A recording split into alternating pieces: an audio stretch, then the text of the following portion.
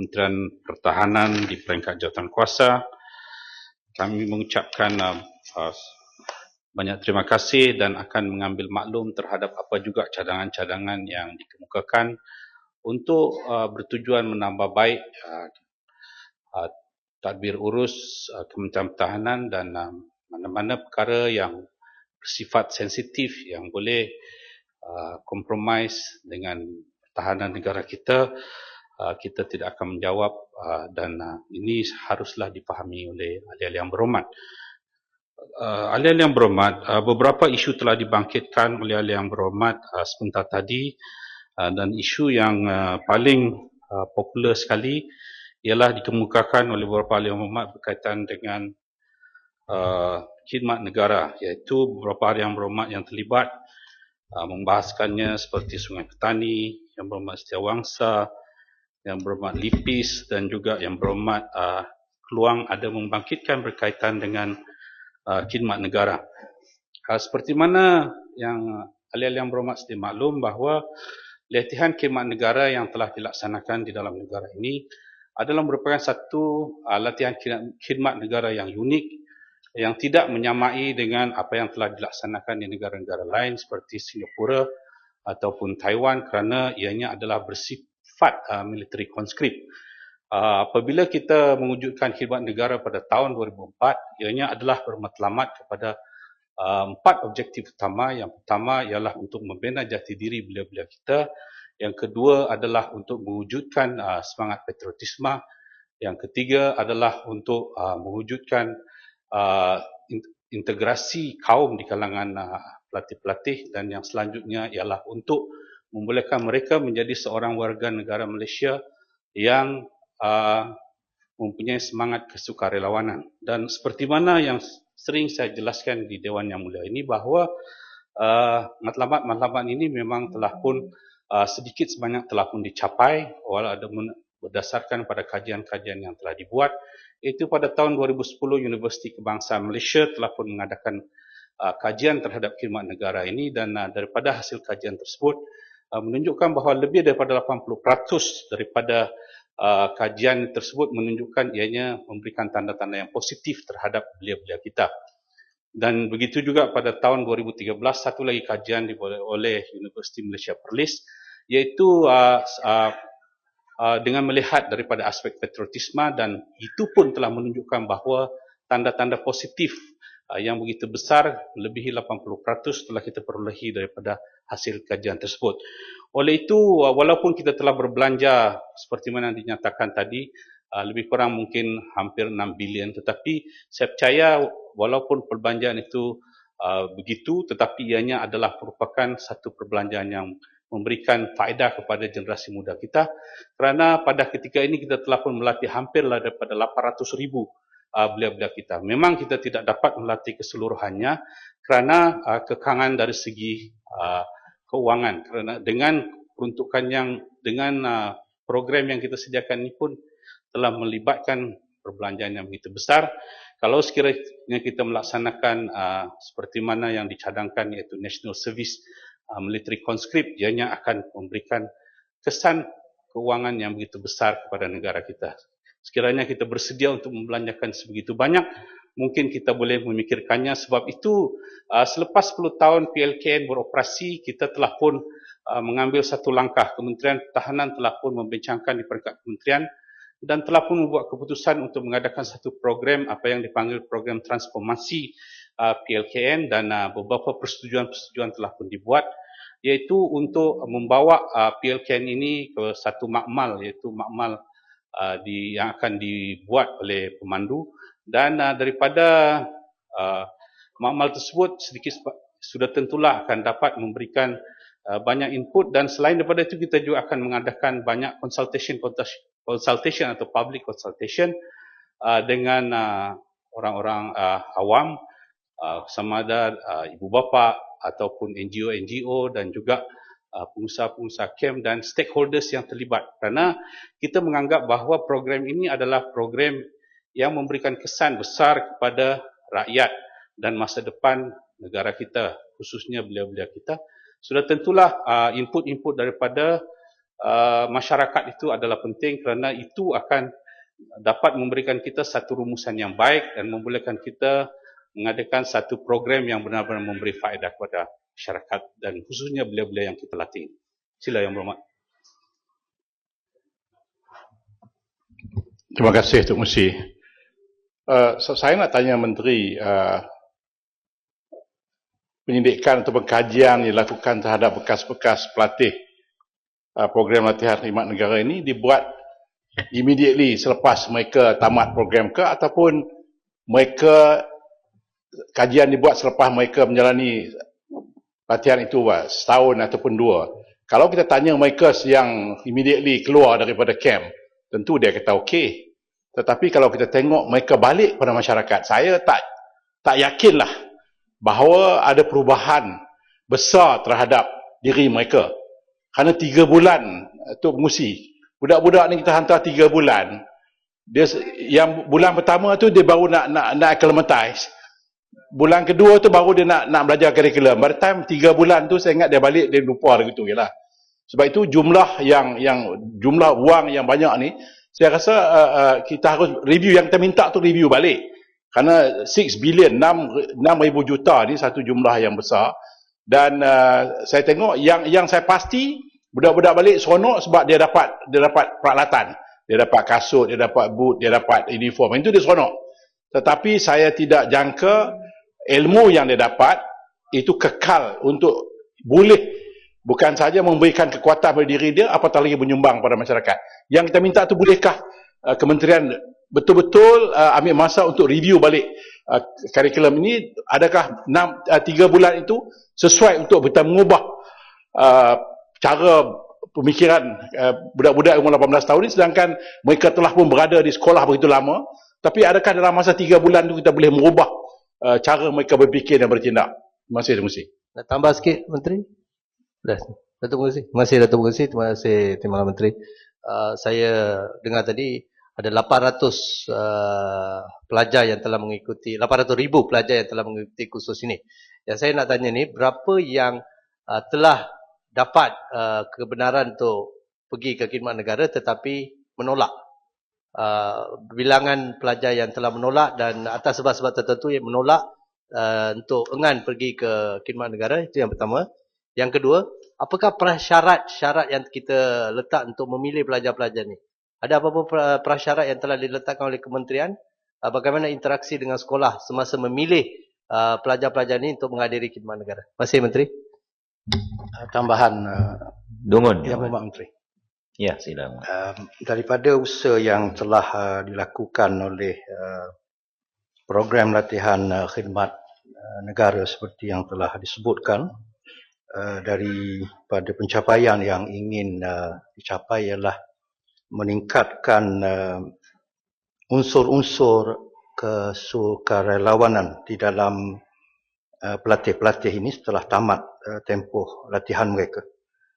Boleh atau tidak Menteri menyebutkan contoh-contoh yang telah diambil perjalanan dalam usaha-usaha kesukarelawanan ini supaya kita dapat melihat bagaimana sepatutnya kita gabungkan tenaga mereka apabila ada keperluan kepada kepentingan sukarelawan itu. Seperti contoh ketika banjir besar negara yang berlaku di Kuantan, yang berlaku di Kemaman, di Dungun, kita tidak melihat adanya aspek ini. Sepatutnya diberi perhatian kepada kepentingan sebahagian dari usaha sukarelawan itu. Terima kasih. Yang Berhormat Datuk Mengurusi. Yang Berhormat Sungai Petani membangkitkan perkara tentang latihan ini sebentar tadi.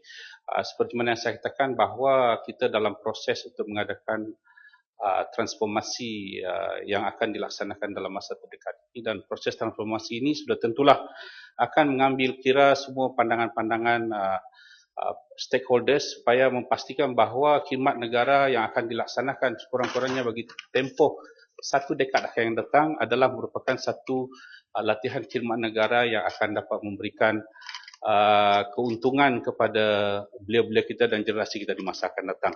Berkaitan dengan kesukarelawanan, saya ingin nyatakan di sini bahawa sebagai offshoot daripada PLKN ini, kerajaan juga telah kita juga telah menyediakan satu program Brigade Sukarelawan Khidmat Negara di mana pelatih-pelatih yang telah pun menamatkan, yang telah menjadi alumni kepada Khidmat Negara ini akan dikumpulkan dalam Brigade Sukarelawan Khidmat Negara dan mereka ini digembling dalam beberapa projek-projek dan program-program yang dilaksanakan. Misalnya bagi mengadakan kerja gotong royong, melibatkan diri dalam bencana, dalam pengendalian bencana banjir ataupun sesuatu darurat yang berlaku. Dan kita juga misalnya dalam SUKOM atau Sukan Malaysia yang telah diadakan di Perlis baru-baru ini, BSKN telah menyumbangkan lebih daripada 1,000 sukarelawan bagi membantu dalam program tersebut, dan kita juga dari masa ke semasa menyediakan mereka. Kita mempunyai tidak kurang daripada 150,000 BSKN, ahli-ahli BSKN yang boleh digerakkan pada bila-bila masa untuk memberikan bantuan. Jadi kalau sekiranya ada keperluan di masa-masa akan datang, Yang Berhormat bolehlah menghubungi kita dan juga PLKN atau BSKN untuk mendapatkan khidmat tersebut. Dan seperti mana yang saya jelaskan, saya juga ingin menjawab tadi bahawa mereka-mereka yang dipilih ini adalah dipilih secara random.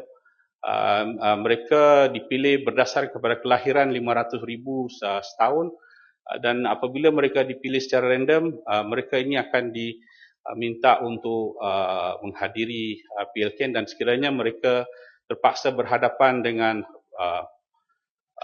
peperiksaan ataupun menyambung pelajaran, dan mereka haruslah memohon untuk mendapatkan penangguhan. Dan kebiasaannya kita tidak ada masalah untuk memberikan penangguhan kerana kita sedar bahawa selepas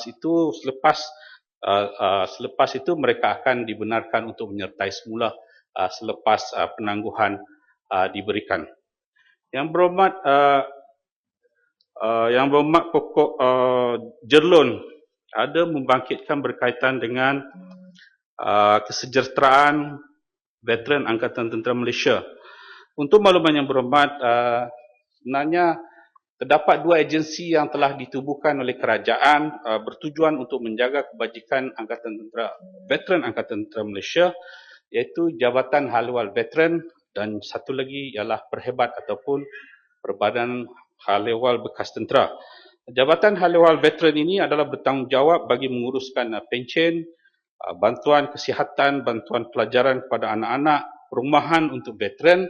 Kita setiap tahun memperuntukkan lebih kurang, kalau saya tidak silap, 200 buah rumah setiap tahun diperuntukkan untuk dibina kepada tentera-tentera yang tidak mempunyai rumah, yang memiliki rumah yang daif, dan kita menyediakan mereka melalui projek Jiwa Murni, iaitu membina rumah-rumah dan juga memperbaiki rumah-rumah anggota tentera. Dan kita juga memberikan bantuan mereka yang terlibat dalam bencana, dan sebahagian bantuan juga diberikan oleh Persatuan Bekas Tentera atau Persatuan Veteran yang juga begitu prihatin dan memberikan bantuan kepada anggota-anggotanya. Manakala Perhebat adalah bertanggungjawab dalam soal memberikan skill ataupun latihan kepada anggota-anggota tentera yang akan bersara dan juga yang telah pun bersara. Dan ini adalah bertujuan untuk memberikan mereka reskilling ataupun memberikan skill semula kepada mereka, supaya apabila mereka keluar di medan pekerjaan ataupun menamatkan kontrak mereka sama ada 13 tahun ataupun 21 tahun, mereka boleh mendapat kerjaya di tempat-tempat yang lain ataupun memulakan perniagaan. Dan kita, kerajaan baru-baru ini telah memperuntukkan satu jumlah wang kepada Perhebat untuk maksud menambah baik kepentingan menambah baik perkhidmatan kepada anggota tentera yang telah bersara ini. Yang Berhormat Tumpak ada membangkitkan tentang isu latihan, ya. Pun kaitan dengan perumahan. Terima kasih Menteri. Terima kasih Datuk Musi. Saya tanya Menteri apakah langkah yang telah diambil berkenaan dengan apa yang dibangkitkan dalam laporan audit berkaitan dengan pengurusan dana dan rekod yang berkaitan dengan pencen ini yang melibatkan angkatan tentera, di mana dinyatakan bahawa secara keseluruhannya data rekod yang tidak kemas kini, tidak lengkap, berbeza, berulang, tidak aktif, tidak tepat, diragui kesahihannya dan ketiadaan penyelesaian rekod boleh menyebabkan bayaran pencen dibuat kepada pesara dan berlakunya improper payment. Jadi saya ingin bertanya kepada Menteri, bagaimanakah keadaan ini boleh berlaku? Jadi macam data pemilih pula, ada pengundi yang tak turun masuk dalam tu. Jadi adakah apakah langkah kementerian ini untuk menyelesaikan masalah ini? Dan saya ingin juga bertanyakan, kalau berdasarkan laporan audit juga mengatakan bahawa walaupun mereka memberikan bantuan itu dan mereka tunjukkan rumah-rumah di mana bekas-bekas tentera ini yang begitu daif, menunjukkan keadaan kehidupan mereka begitu teruklah. Jadi walaupun mereka telah berjasa kepada negara, tapi dengan bantuan yang diberikan itu tidak dapat mengeluarkan mereka daripada garis kemiskinan. Jadi saya ingin tanyakan, apakah langkah yang akan dibuat oleh kementerian? Terima kasih. Berkenaan pencen. Sambungan, Menteri. Nak bagi apa? Pencen. Nak bagi. Berkaitan perumahan. Pencen. Perumahan. Yang Mak Dungun. Ya. Terima kasih Datuk Musi. Kalau kita lihat kepada perumahan yang disediakan yang tersebut dalam jawapan Menteri sebentar tadi, khusus untuk veteran ATM Angkatan Tentera Malaysia ini, yang melibatkan pembinaan rumah itu satu perkara. Perkara yang kedua ialah bagaimana sebahagian daripada pesara-pesara Angkatan Tentera ini tidak mempunyai tanah untuk dibina perumahan kepada mereka. Lalu sebahagian daripada hak yang patut mereka peroleh setelah bersara ialah mendapat hak lot perumahan, tanah lot perumahan. Dan saya tak tahu di negeri-negeri lain, tapi di Terengganu kadang-kadang sulit bagi mereka untuk dapatkan walaupun mereka pohon secara berkelompok. Jadi saya harap diberikan perhatian kepada soal yang sangat penting, kritikal kepada isu perumahan selepas daripada mereka bersara daripada perkhidmatan Angkatan Tentera ini, kerana kita mesti mengingati sabda Nabi SAW, Antum tunsaruna bidu'afaikum. Kamu dibantu, ditolong oleh orang-orang yang lemah dari kalangan kamu. Sebahagian mereka apabila bersara sama ada berpencen ataupun tidak memang mempunyai masalah besar tentang masalah perumahan untuk keluarga mereka dan diri mereka. Terima kasih Datuk Musi. Dan berkenaan pencen veteran. Saya jawab dulu, nanti saya tak boleh jawab semua. Okey, yang berhormat berkaitan dengan tanah untuk lot tanah perumahan untuk tentera ni, saya nak jawab bahawa sebenarnya bidang memang ada perintah Angkatan PMAT telah pun diwujudkan, tetapi masalah tanah adalah isu berkaitan dengan kerajaan negeri. Oleh sebab itu, kalau sekiranya mana-mana kerajaan negeri yang ingin membantu, ianya bukanlah menjadi kesalahan. Mungkin kerajaan negeri Kelantan pun boleh tolong, kerajaan negeri Selangor pun boleh tolong, kerajaan negeri Sabah pun boleh tolong. Tapi ini bergantung kepada bekalan tanah lah, bukan senang untuk kita dapat tanah seperti dahulu lagi. Tetapi memang kita nak sentiasa berusaha untuk memberikan bantuan kepada veteran tentera kita, dan sekiranya ada kerajaan negeri yang bersedia untuk membantu, kita sedia untuk facilitate. Yang berhormat, Sepang ada bangkit berkaitan dengan pencen. Ya, memang dalam laporan audit telah pun dijelaskan berkaitan dengan terdapat sedikit masalah daripada pembayaran pencen, kerana ini semuanya berpunca daripada masalah waris ataupun waris yang telah meninggal itu tidak memaklumkan mengenai kematian pesara kepada Jeff, dan ini menyebabkan waris juga tidak melaporkan kematian itu, yang menyebabkan Jabatan Daftaran Negara tidak ada rekod kematian tentang seseorang itulah. Jadi ini berkait rapat dengan pembayaran menggunakan EFT. Kerana kita ada dua jenis pembayaran pencen yang digunakan untuk bayar pencen kepada pesara, iaitu yang pertama menggunakan melalui bank, iaitu setiap orang boleh datang ke bank untuk mendapatkan pencen.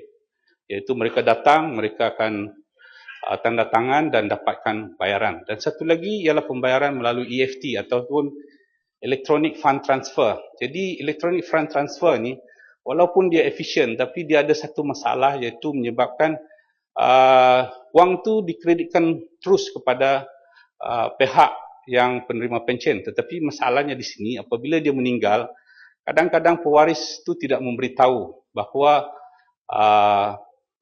yang penerima pencen itu telah pun meninggal. Tetapi kalau ianya dibayar kepada balu, itu tidak menjadi masalah walaupun pencen terbitan.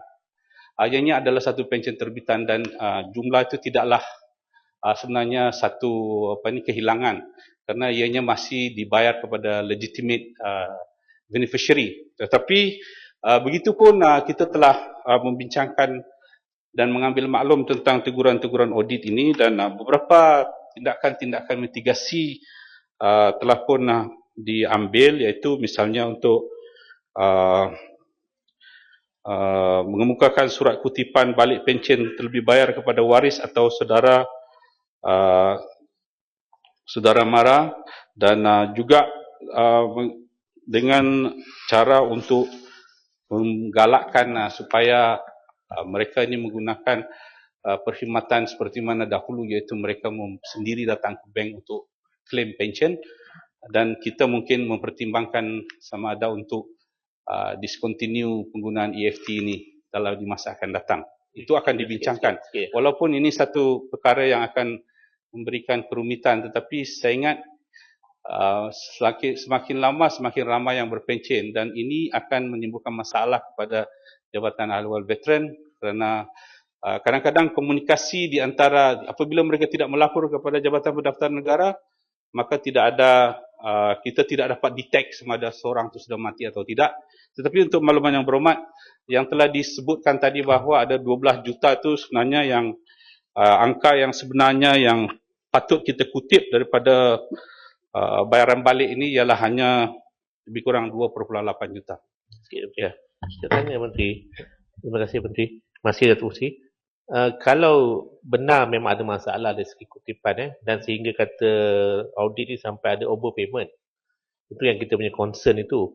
Macam Menteri kata tadi, kalau sekiranya memang pergi kepada balu dan dia entitled dalam bentuk pencen terbetat, tak ada masalah lah. Soalan saya pertama Menteri, saya boleh terima jawapan bertulis, tak ada masalah. Berapakah overpayment itu? Khususnya tahun lepas lah. Tahun lepas, mungkin tahun ni ada lah. Berapa overpayment itu? Keduanya, kalau betul ada masalah ini, saya rasa mesti ada satu mekanisme yang perlu dibuat untuk yang boleh paling kurang kalau tak boleh hapuskan pun meminimalkan seminimal yang boleh lah. Sebab kita takut duit ini dipakai oleh orang yang memang tak sepatutnya terima. Jadi ini melibatkan wang rakyat juga. Jadi kita harap perlu ada satu mekanisme yang betul-betul berkesan lah. Dan saya khawatir kalau ini berlaku dalam Kementerian Pertahanan, tak mustahil juga dia berlaku dalam institusi lain. Jadi kalau kita kumpul-kumpulkan banyaklah overpayment ini. Jadi ini satu perkara yang perlu diambil serius lah oleh pihak kementerian. Terima kasih. Menteri, Timbalan Menteri, Ulur Rajang. Terima kasih atas teguran itu dan kita mengambil maklum tentang teguran tersebut. Dan memang seperti mana yang saya jelaskan tadi, pelbagai langkah mitigasi sedang dirangka kerana ini telah pun ditegur oleh pihak audit. Saya percaya Jabatan Ahli Waris Veteran akan mengambil langkah-langkah yang akan dapat menyebabkan masalah ini dapat diselesaikan. Kalau tidak pun diselesaikan 100%, tapi dapat dikurangkan. Yang berhormat Tumpat. Gopeng dan Ulur Rajang bangun yang mana? Pencen veteran tadi. Okay. Ya, Gopeng. Terima kasih Datuk Pengerusi. Ini khusus kepada pencen veteran tu. Kebetulan saya pernah bangkitkan soalan ini dan yang berhormat Arau baru masuk dan tidak jawab masa tu. Sampai hari ini tak ada jawapan bertulis yang saya harapkan, tapi Menteri ada boleh jawab ini. Sebab kita lihat ada perbezaan yang ketara antara mereka veteran yang lama dan veteran yang baru dari segi pencen, penerimaan pencen, walaupun tahap apabila mereka tamatkan perkhidmatan dengan pangkat yang sama.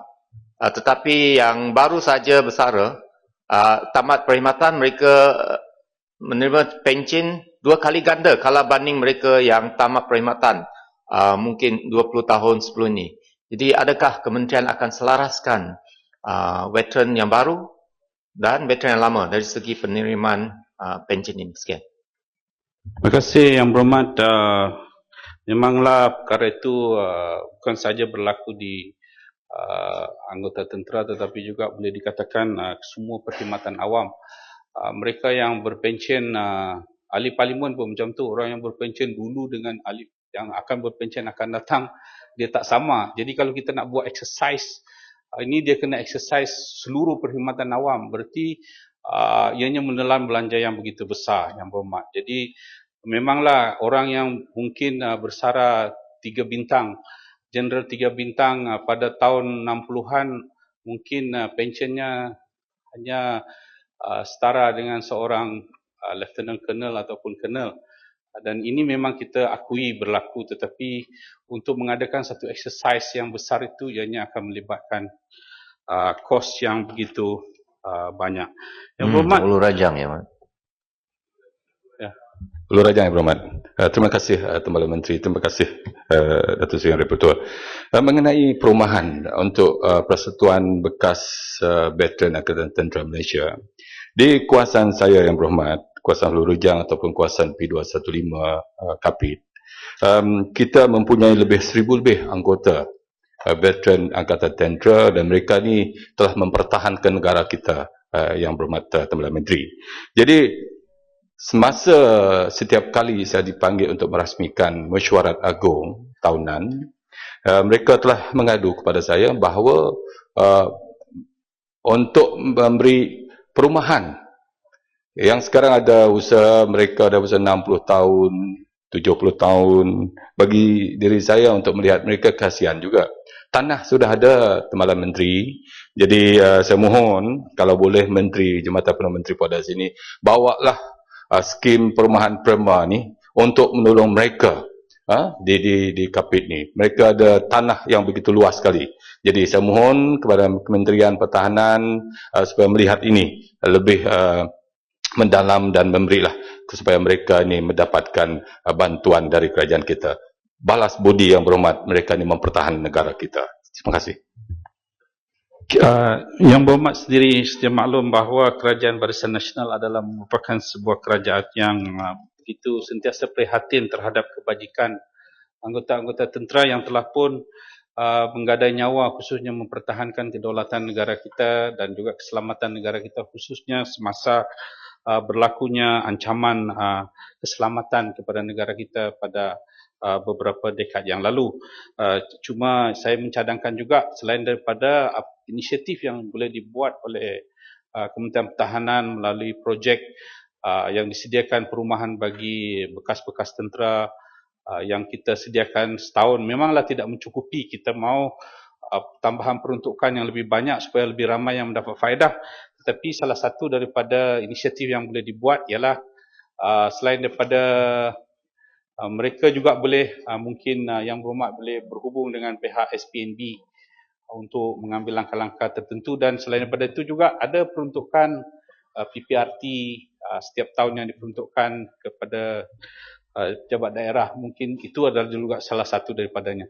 Tetapi yang penting sekali kita juga dapat menolong mereka dalam bentuk mengadakan projek Jiwa Murni. Projek Jiwa Murni ini adalah merupakan satu projek yang disediakan oleh Angkatan Tentera Malaysia untuk membantu membina ataupun membaiki rumah-rumah usang, dan mungkin dengan bantuan ahli-ahli Yang Berhormat, Yang Berhormat boleh memberikan bantuan kepada mereka. Di kawasan saya sendiri, saya telah membaiki lebih daripada 100 buah rumah orang-orang miskin di kawasan saya, rumah daif, dengan menggunakan projek Jiwa Murni. Jadi itu adalah merupakan satu pendekatan-pendekatan yang boleh dilakukan untuk memberikan bantuan kepada mereka. Yang Berhormat, Tumpat ada membangkitkan tentang latihan yang diadakan di antara Angkatan Tentera Malaysia dengan Angkatan Tentera Asing. Seperti mana yang saya ingin maklumkan bahawa Angkatan Tentera Malaysia memang sentiasa mengadakan latihan-latihan untuk menambahkan profesionalism di kalangan anggota-anggota tentera kita. Misalnya yang terbaru sekali dalam Chris Strike ataupun yang telah dilaksanakan bersama dengan US PACOM ataupun United States Pacific Command yang telah diadakan di Kelantan. Sebenarnya ini adalah merupakan salah satu daripada exercise yang dibuat, iaitu Human Disaster Relief Exercise yang telah dibuat, dan ini sudah tentulah akan memberikan faedah kepada Angkatan Tentera Malaysia kita dan juga kedua-dua belah pihak. Dan latihan dengan FPDA misalnya dengan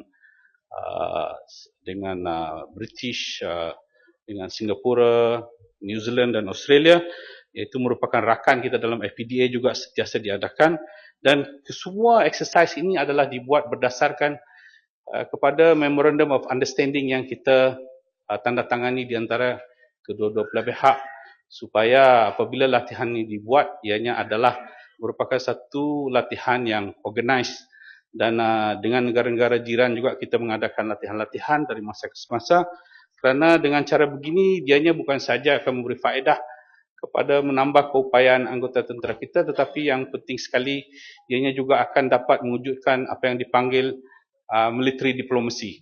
Ianya akan menjalin persahabatan di antara anggota-anggota, dan sudah tentulah ianya akan dapat mengurangkan segala ketegangan di antara sebuah negara dengan sebuah negara yang lain.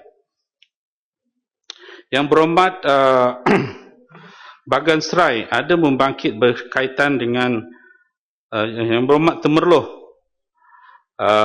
berkaitan dengan isu perlanunan di Selat Melaka dan juga di Laut Cina Selatan. Untuk makluman yang berhormat, sememangnya isu perlanunan ini adalah merupakan satu isu yang kita harus tangani, dan pihak Tentera Laut Diraja Malaysia bersama dengan APMM ataupun Agensi Penguatkuasaan Maritim Malaysia dan juga Polis Marine akan sentiasa bekerjasama untuk melindungi kepentingan kita.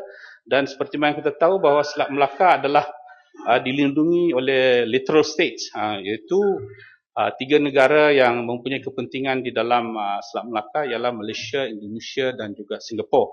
Jadi ketiga-tiga littoral states ni bekerjasama untuk memastikan laluan Selat Melaka itu sentiasa dalam keadaan yang selamat, walaupun sekali-sekala ada berlaku ancaman-ancaman perlanunan, dan ancaman perlanunan ini adalah kadang-kadang melibatkan kumpulan-kumpulan tertentu, dan kita sentiasa bekerjasama untuk mengatasinya.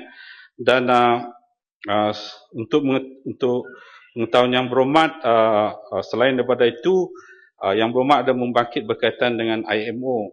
Untuk makluman yang berhormat, International Maritime Organization adalah merupakan satu organisasi antarabangsa yang bertanggungjawab untuk mengadakan, yang menjadi regulator kepada sektor maritim di seluruh dunia.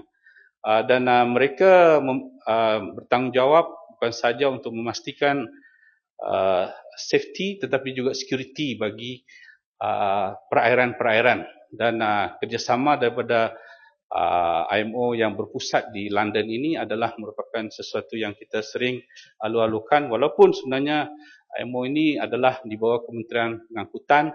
Mereka bekerjasama lebih rapat dengan Kementerian Pengangkutan, tetapi dalam isu-isu berkaitan dengan security, kita sentiasa bersama-sama untuk membantu dan menyelesaikannya.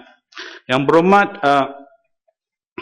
Keluang ada membangkitkan berkaitan dengan ketidakseimbangan tentera di Semenanjung, Sabah dan Sarawak. Untuk makluman yang berhormat, memanglah saya sebagai seorang yang berasal dari Sabah, saya juga ingin melihat supaya peningkatan terhadap kapasiti pertahanan bukan sahaja di Semenanjung tetapi juga di Sabah dan Sarawak berikutan dengan perkembangan-perkembangan terkini yang berlaku dalam domain pertahanan hari ini, iaitu beberapa ancaman-ancaman baru yang wujud khususnya di Laut Cina Selatan dan juga di Laut Sulu. Ianya adalah merupakan satu perkara yang harus kita memberikan perhatian. Sebab itu dalam bajet baru-baru ini Perdana Menteri telah mengumumkan beberapa inisiatif-inisiatif baru, iaitu dengan reinforce balik skuadron jet pejuang kita Hawks yang akan dikembalikan di Labuan berkaitan dengan perincian sama ada ianya full squadron ataupun separuh. Saya akan maklumkan kepada yang berhormat Labuan nanti, dan ianya adalah untuk melindungi airspace kita. Dan selain daripada itu, ingin juga saya maklumkan bahawa di Sepanggar kita juga ada pengkalan tentera laut, dan di Kuching kita ada mempunyai satu markas pengkalan tentera darat, dan kita juga akan menaik taraf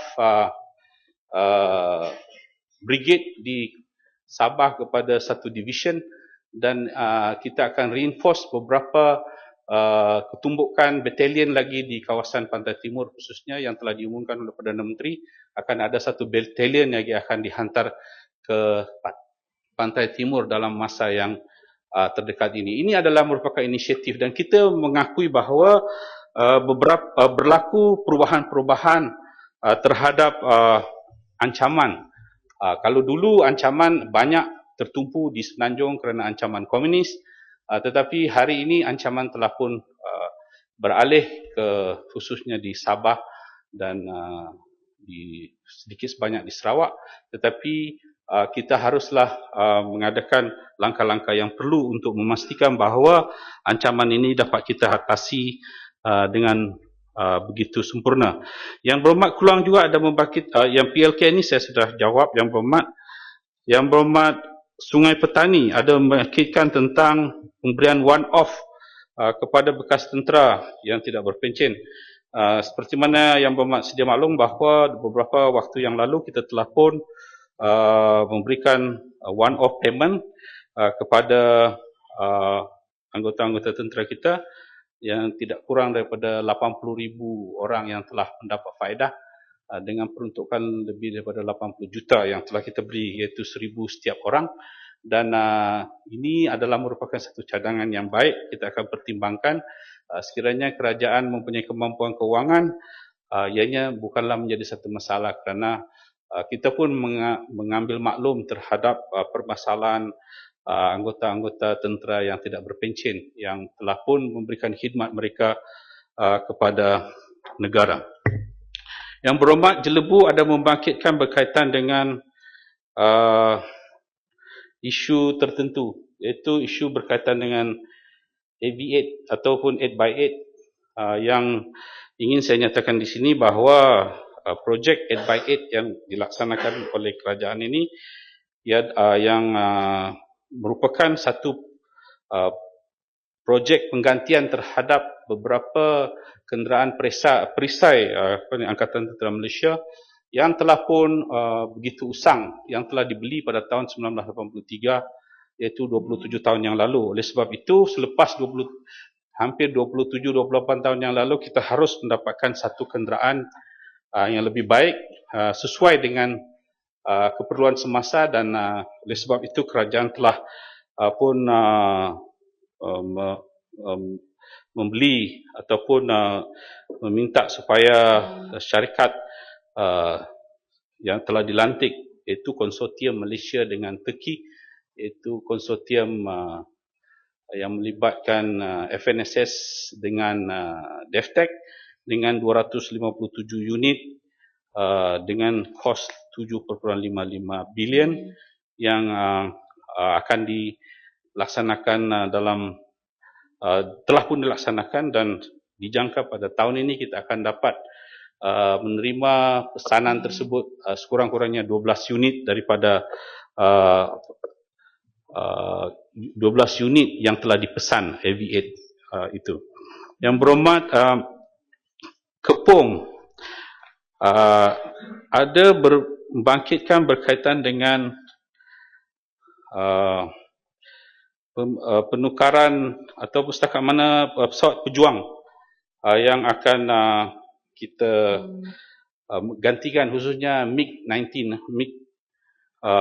pesawat MiG yang kita miliki yang telah pun melebihi tahap lebih daripada 20 tahun yang perlu ditukar, dan memangnya kerajaan melalui TUDM merancang untuk menyelamatkan pengoperasian pesawat pejuang MiG-29 yang sepatutnya berakhir pada Disember 2015 dan pesawat F-5EF pada 2014. Tetapi untuk setakat ini kita belum lagi mengambil keputusan kerana walaupun memang ada keperluan tetapi ianya melibatkan kos yang besar dan kita merancang untuk mengadakan membeli MRCA ataupun Multi Role Combat Aircraft bagi menggantikan pesawat MiG yang telah pun kita rasa perlu diganti.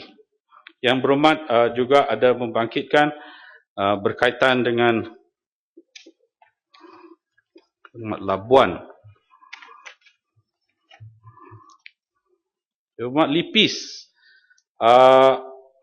mengadakan memberikan cadangan tentang keperluan untuk mengadakan kerjasama industri pertahanan di kalangan negara-negara ASEAN. Untuk makluman yang berhormat, memangnya kerjasama pertahanan di kalangan negara-negara ASEAN ini adalah memang telah pun terjalin melalui apa yang dipanggil ASEAN Defence Industry Collaboration, iaitu merupakan satu platform untuk membolehkan negara-negara ASEAN berkongsi pengalaman dan pengetahuan dalam bidang-bidang industri pertahanan ini. Meskipun masih terdapat kekangan dan cabaran kerana melibatkan pertahanan setiap negara, namun jalinan kerjasama ini diharap akan dapat menjadi platform yang memajukan industri pertahanan ini serantau melalui Foreign Organizational Equipment Manufacturer atau serantau tanpa perlu bergantung sepenuhnya kepada foreign OEM. Jadi memang kita mempromosikan kerjasama ini kerana kita anggap ianya adalah merupakan satu kerjasama yang akan dapat memberikan faedah kepada negara kita dan akan dapat memberikan value for money terhadap pembangunan industri pertahanan kita. Yang berhormat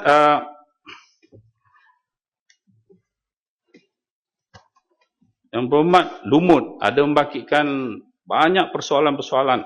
Beliau adalah seorang anggota tentera yang telah bersara dan prihatin terhadap beberapa perkara yang berkaitan dengan Kementerian Pertahanan dan kita mengucapkan banyak-banyak terima kasih terhadap beberapa teguran-teguran dan peringatan-peringatan beliau dan kita dalam beberapa perkara tertentu mungkin mempunyai pandangan yang sama berkaitan dengan keperluan-keperluan tersebut. Misalnya beliau telah minta kita untuk meningkatkan dan memantapkan operasi Angkatan Tentera di kawasan Pantai Timur Sabah. Untuk makluman yang berhormat, memangnya kerajaan seperti mana saya jelaskan tadi bahawa kerajaan melalui Kementerian Pertahanan di mana kita mempunyai komponen pertahanan di dalam ESKOM, kerana ESKOM itu adalah merupakan satu badan yang telah ditubuhkan melibatkan beberapa agensi-agensi yang lain seperti PDRM, APMM dan komponen pertahanan iaitu daripada Angkatan Tentera Malaysia. Tetapi memang dalam bajet baru ini pun telah diumumkan oleh Perdana Menteri bahawa ada beberapa inisiatif-inisiatif baru seperti selain daripada apa yang setelah nyatakan tadi, iaitu untuk mengembalikan pesawat Squadron Hawk ke Labuan.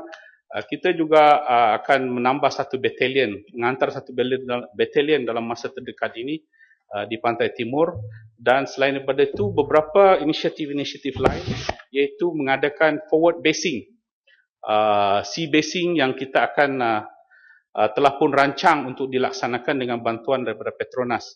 Salah satu daripada features ataupun karakter ciri-ciri forward basing ni ialah untuk mengadakan satu platform di laut di mana khususnya di kawasan-kawasan yang kita anggap sebagai kawasan yang hotspot area, dan kita letakkannya di sempadan dan dengan menggunakan platform yang disediakan oleh Petronas, dan ianya akan disediakan dengan kemudahan-kemudahan bukan sahaja trup tetapi juga kita akan sediakan dengan aset-aset seperti bot pemintas dengan surveillance sistem, dan juga kita akan juga menyediakan perkhidmatan helikopter bagi membolehkan supaya respon terhadap tindakan-tindakan keganasan ataupun pencerobohan ini dapat dilakukan dengan lebih berkesan. Dan selain daripada itu, kita juga telah menyediakan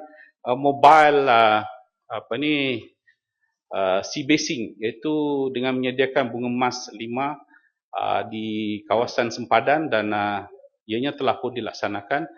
Dan ini adalah antara inisiatif-inisiatif yang akan ditambah dari masa ke semasa berdasarkan kepada keperluan. Kerana pada peringkat awal dahulu apabila kita menubuhkan Eskom, ianya adalah bagi menghadapi pencerobohan akan datang. Tetapi nampaknya apa yang berlaku sekarang ianya lebih kepada transborder crime ataupun pencerobohan bagi maksud penculikan. Ini adalah merupakan ancaman keselamatan, dan oleh sebab itu kita kena mengambil pelbagai langkah untuk mengatur gerak aset kita dan juga keanggotaan batalion kita supaya ianya menjadi satu deterrent ataupun cegah rintang kepada pihak-pihak yang cuba untuk mengambil kesempatan daripada keadaan yang mereka lihat terbuka untuk mereka melakukan sesuatu kejahatan. Oleh sebab itu kita bekerjasama dengan semua pihak, khususnya dengan agensi-agensi yang lain supaya sentiasa dapat memastikan bahawa sempadan negara kita terjaga dengan baik. Yang berhormat Lumut juga ada membangkitkan satu cadangan yang baik, iaitu berkaitan dengan sel semak harga dalam organisasi peralatan alat ganti dalam organisasi logistik tentera darat TLDM dan TUDM untuk mengelakkan ketirisan. Memangnya yang berhormat kerajaan khususnya Kementerian Pertahanan memang tidak mau berkompromi dengan isu-isu berkaitan dengan ketirisan, kerana kita juga mau melihat apa yang kita lakukan ianya akan dapat memberikan value for money kepada kerajaan. Ya, Jasin bangun. Jadi yang kita kehendakkan yang kita mau ialah supaya sebab itu di dalam kementerian sendiri kita telah pun mewujudkan jawatan kuasa integriti dan tadbir urus, dan beberapa cadangan-cadangan daripada jawatan kuasa tadbir urus ini, iaitu jabatan integriti, akan dijadikan sebagai garis panduan untuk memastikan bahawa setiap perolehan-perolehan itu adalah memenuhi dan menepati tadbir urus yang baik, kerana kita tidak mahu ianya akan memberikan kesan terhadap pembaziran ataupun kegiatan-kegiatan rasuah yang tidak diingini. Silakan. Ya, Jasin. Terima kasih Datuk Yang di-Pertua. Terima kasih Pak Menteri. Menteri cakap tadi tentang Eskom. Apakah bentuk SOP kepada pihak tentera untuk apa jua tindakan tembakan ataupun shoot on sight kepada penceroboh-penceroboh ini? Terima kasih. Terima kasih Yang Berhormat. Berkaitan dengan shoot on sight ni, saya tidak dapat menjawabnya secara off the cuff. Saya akan maklum kepada Yang Berhormat kemudian, kerana seperti mana kita sedia maklum bahawa shoot at sight ini memanglah satu perkara yang saya anggap berkesan. Tetapi ada juga isu-isu lain yang harus kita pertimbangkan. Tetapi yang saya ingin nyatakan di sini bahawa peranan Angkatan Tentera Malaysia adalah merupakan sebagai komplement terhadap perkhidmatan PDRM dan FPMM, di mana PDRM dan FPMM adalah merupakan anggota yang dipertanggungjawabkan bagi soal-soal keselamatan. Jadi kalau ancaman itu adalah bersifat keselamatan, maka mereka lah yang akan mengendalikannya, kerana mereka mempunyai kuasa-kuasa menangkap ataupun arresting power. Manakala tentera kita tidak ada arresting power. Kalau kita tangkap pun kita harus serah kepada polis, kerana tugas kita adalah berbeza. Tugas kita adalah untuk menjaga kedaulatan negara. Sebab itu dalam struktur Eskom itu sendiri kita telah meletakkan seorang anggota polis sebagai komandan, kerana bidang kuasa berkaitan dengan keselamatan ini adalah lebih dekat kepada tanggungjawab polis dan FPMM dan juga polis marin. Dan tetapi bagaimanapun kalau sekiranya keadaan itu escalating dan ada keperluan untuk melakukannya, itu akan ditentukan oleh pihak perancang-perancang keselamatan di masa akan datang. Yang berhormat Lumut ada Pengerusi. Ya. Menteri. Ya, sila sandarkan. Terima kasih Datuk Pengerusi. Jadi saya mau minta tahu Menteri ini, kita yang sentiasa yang Menteri yang ujar punya itu yang kita yang defend saja. Jadi kerajaan ada niat atau apa-apa langkah untuk kita mau attack. Kita tidak boleh selalu yang tunggu sini orang yang masuk nanti mentangkap kita punya orang, nanti kita bijali, pergi ransom, pakai sebagainya. Kita mesti mau ada satu step, resolve ini satu keadaan yang begitu buruk, yang khasnya di Sabah. Kita adakah yang bincang dengan kita punya counterpart macam Filipina, kerajaan bagaimana kita mau kasih hapus ini satu yang ancaman yang kepada kita Kita tidak mau yang selalu tunggu di sini yang setiap hari mau mentakut kita punya rakyat pakai keadaan begitu. Sekian. Seperti mana yang berhormat, saya juga ingin perkara ini akan dapat sekurang-kurangnya dapat diselesaikan kerana ianya akan menjejaskan bukan saja keselamatan negeri Sabah tetapi juga menjejaskan ekonomi dalam jangka panjang. Cuma dalam soal urusan menjaga keselamatan dan juga kedaulatan negara ini, kita haruslah memberi sepenuh kepercayaan kepada anggota-anggota kita. Dasar-dasar yang mereka lakukan sudah tentulah adalah bertujuan untuk melindungi kita semua. Apa yang telah dilakukan selama ini pun sedikit sebanyak telah pun menampakkan hasil. Bukan saja kita dapat membunuh penceroboh-penceroboh pada masa Ops Daulat dahulu, tetapi juga kita dapat walaupun masih ada kegiatan-kegiatan penculikan, tetapi dalam beberapa inisiatif-inisiatif yang baru seperti mengadakan perintah berkurung di kawasan-kawasan tertentu, ianya telah memberikan kesan yang positif. Saya berharap bahawa kita semua mengambil peranan, bukan saja diserahkan 100% kepada anggota keselamatan dan pertahanan kita. Semua kita harus bertanggungjawab kerana keselamatan adalah tanggungjawab bersama. Kita juga harus memastikan bahawa semua pemimpin-pemimpin di peringkat kampung, grassroots kita supaya dapat memberikan maklumat. Jadi intelijen, menyalurkan intelijen yang baik kepada anggota keselamatan. Sebab itu di kawasan saya sendiri, saya telah empower kepada semua ketua-ketua kampung, pengurusi JKK untuk berhubung terus dengan pihak Eskom sekiranya mereka dapat melihat ada bentuk-bentuk ancaman yang boleh memberikan kesan kepada keselamatan kita. Yang berhormat Bukit Gantang, saya sambung dulu. Yang berhormat Lumut telah saya sambung lagi bagi memastikan perolehan alat ganti dibuat mengikut prosedur kerajaan. Kementerian Pertahanan sememangnya melakukan pemantauan dan pengauditan dari masa ke semasa oleh bahagian audit dan siasatan dan cawangan inspektorat bagi memastikan harga alat ganti yang diperolehi adalah mengikut harga pasaran semasa dan munasabah. Saya ingin nyatakan di sini kepada yang berhormat bahawa kita tidak akan bertoleransi terhadap apa juga tindakan-tindakan yang boleh menjejaskan nama baik ataupun integriti khususnya di bawah Kementerian Pertahanan. Sebab itu di dalam setiap perjumpaan-perjumpaan ataupun mesyuarat-mesyuarat, perkara ini adalah ditekankan khususnya oleh menteri saya dan juga semua warga kementerian. Yang berhormat Lumut juga ada membangkitkan berkaitan dengan projek senggaraan, membangkitkan isu kelewatan siap projek senggaraan yang dibuat oleh pihak syarikat yang dilantik. Sebagai contoh ialah kapal NGV Tech. NGV Tech ini adalah merupakan satu projek yang telah pun menghadapi sedikit masalah dan saya telah pun mendapat maklumat bahawa sekarang ini projek ini telah pun liquidated. Pihak yang minta projek ini liquidated ialah pihak Maybank dan ianya telah pun diuruskan dengan pihak-pihak stakeholder yang terlibat kerana ianya melibatkan banyak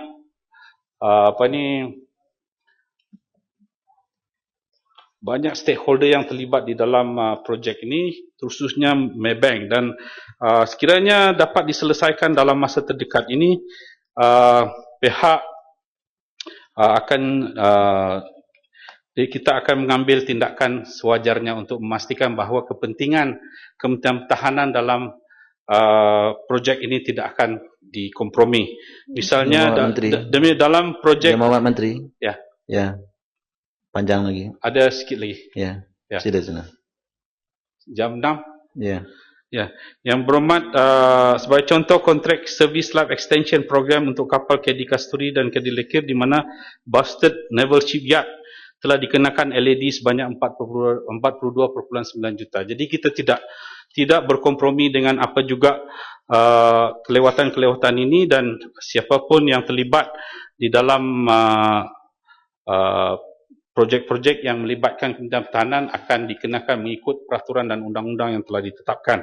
Yang berhormat juga mencadangkan tentang bilik khas tetamu MINDEF bagi urusan kontraktor. Untuk makluman yang berhormat, memang di bilik khas tetamu MINDEF di tingkat bawah MINDEF telah pun disediakan dan ruang tamu juga disediakan di ruang foyer di tingkat bawah. Kedua-dua tempat ini boleh digunakan bagi urusan kontraktor dengan pegawai kementerian bagi menghadkan pergerakan tetamu ke pejabat. Jadi seperti yang saya katakan tadi, jawatan kuasa tadbir dan integriti, urus tadbir dan integriti akan juga menasihatkan kementerian tentang keperluan untuk mengadakan beberapa langkah-langkah perlu untuk meningkatkan integriti di peringkat kementerian. Dan untuk makluman yang berhormat, pada tahun ini kita sekali lagi diberikan 5-star rating oleh kerajaan, dan ini menunjukkan bahawa Kementerian Pertahanan diurus dengan baik. Yang berhormat juga ada mengatakan dalam membangkitkan tentang skuadron kereta perisai yang telah membuat perjalanan dari Sungai Petani ke Gemas semasa musim bulan Ramadan. Untuk makluman yang berhormat, memanglah latihan ini adalah melibatkan pegawai dan anggota tentera, tidak membezakan sama ada ianya di bulan biasa ataupun bulan Ramadan, kerana seperti yang kita tahu bahawa anggota tentera kita haruslah mempunyai tahap siap siaga yang tinggi di dalam apa keadaan sekalipun, kerana kalau sekiranya berlaku sesuatu peperangan, ianya tidak mengambil kira sama ada ianya semasa bulan Ramadan atau tidak. Apa yang berlaku, serangan yang berlaku di Gaza misalnya menunjukkan bahawa serangan itu berlaku pada tidak kira sama ada dia bulan biasa ataupun bulan Ramadan. Oleh sebab itu, apabila mereka diberikan tugasan itu, mereka telah dipertanggungjawabkan untuk mengadakan latihan di masa itu. Jadi yang berhormat juga ada membangkit berkaitan dengan CB90 yang telah hilang beberapa hari, 2 hari daripada Kota Kinabalu ke layang-layang. Untuk makluman yang berhormat, sememangnya pada ketika kejadian ini berlaku, cuaca itu memang dalam keadaan yang memang tidak baik di Sabah pada ketika itu, hujan yang begitu lebat dan demikian juga cuaca yang begitu buruk kerana ada juga pengaruh-pengaruh daripada angin taifun daripada negara-negara jiran. Pada masa pelayaran itu dibuat, CB90 itu memang mampu beroperasi dengan baik dan telah pun diperiksa dengan teliti, tetapi malangnya apabila keadaan cuaca dan ketinggian ombak yang begitu besar pada ketika itu menyebabkan mereka terputus hubungan dengan KD Paus yang telah mengiringi CB90 tersebut. Dan CB90 ini sememangnya pun biasa digunakan di terumbu, operasi-operasi di terumbu, kerana mereka memerlukan bot ini di kawasan-kawasan operasi, sama ada di operasi di terumbu layang-layang, terumbu peninjau dan juga di terumbu ubi, kerana ianya boleh digunakan bagi memintas sekiranya ada elemen-elemen pencerobohan terhadap wilayah kita. Berkenaan dengan penggunaan kapal pengangkut yang telah dicadangkan oleh yang berhormat itu, ianya adalah satu cadangan yang baik, tetapi ianya tidak begitu ekonomi lah, kerana kapal pengangkut ini perlu disewa dengan kos pengangkutan yang agak tinggi, dan kerana saiz yang bot juga adalah agak besar. Jadi yang berhormat juga ada membangkit berkaitan dengan tumpuan mempertingkatkan keadaan infrastruktur camp yang telah usang di beberapa kawasan. Dan untuk makluman yang berhormat, daripada tahun 2011 hingga 2016, kerajaan memang telah pun merancang 9 projek AMICare, itu di mana 2 projek telah pun siap, iaitu 7 projek sedang dalam pembinaan, iaitu projek yang telah siap iaitu di Biri, Sarawak dan Senawang Negeri Sembilan, manakala projek-projek yang sedang dalam pelaksanaan adalah di Seberang Takir, Terengganu, Lok Kawi, Sabah, Sandakan Sabah, Mentakap, Pahang, Sibu, Sarawak, Oran, Perlis dan Jeli, Kelantan. Jumlah keseluruhan bagi projek AMICare ini ialah 459,750,777 ringgit, dan kerajaan akan meneruskan projek-projek di bawah program AMICare ini tertakluk kepada peruntukan yang telah diluluskan oleh kerajaan. Yang berhormat juga ada mencadangkan tentang pemberian hadiah 100,000 kepada anggota yang terlibat dalam operasi Fajar. Memanglah Kementerian Pertahanan akan mengkaji kewajaran ini. Ini adalah merupakan satu cadangan, cuma ianya bergantung kepada keputusan kerajaan. Akhirnya kita harus meminta daripada Kementerian Kewangan sama ada ianya adalah mendapat atau mendapat kelulusan atau tidak. Itu satu perkara yang kita harus fikirkan. Tetapi seperti mana saya sering nyatakan bahawa mereka anggota tentera ini adalah memang tugasan ataupun tugasan mereka adalah di tempat-tempat yang sulit, dan ini adalah sesuatu yang kita harus hargai. Memanglah kalau dikirakan gaji memang tidaklah begitu berpatutan, tetapi disebabkan kesungguhan mereka untuk mempertahankan kepentingan negara sama ada di dalam atau di luar negara, mereka sentiasa bersedia untuk berkhidmat di mana-mana sahaja. Jadi kita harus memberikan pujian kepada mereka. Misalnya saya pernah melawat di beberapa kawasan-kawasan sulit seperti di Terumbu Layang-Layang, Terumbu Ubi, Terumbu Peninjau dan juga di Pulau Perak. Saya melihat sendiri keadaan mereka dan itu adalah merupakan satu kawasan yang agak sulit, dan bayaran insentif yang diberi pun tidaklah sebegitu banyak, iaitu dibayar dengan hanya lebih kurang RM8 sehari saja. Jadi namun demikian bayaran insentif ini perlulah dikaji, dan saya minta juga mungkin perkara ini boleh ditimbangkan oleh Kementerian Kewangan.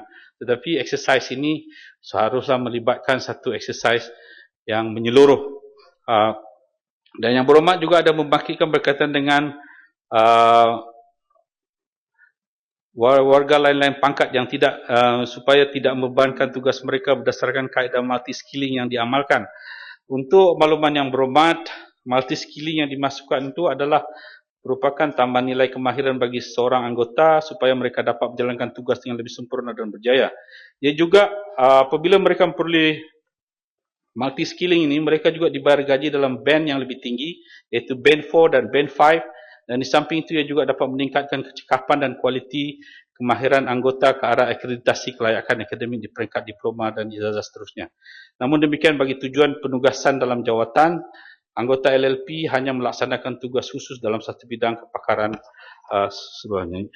Yang berhormat ada juga mencadang tentang allowance Al-Hafiz bagi warga Kagat. Untuk makluman yang berhormat, memang ATM mempertimbangkan kewajaran cadangan ini bagi mewujudkan allowance Al-Hafiz bagi 19 orang anggota Kagat yang sedia ada. Walau bagaimanapun ini adalah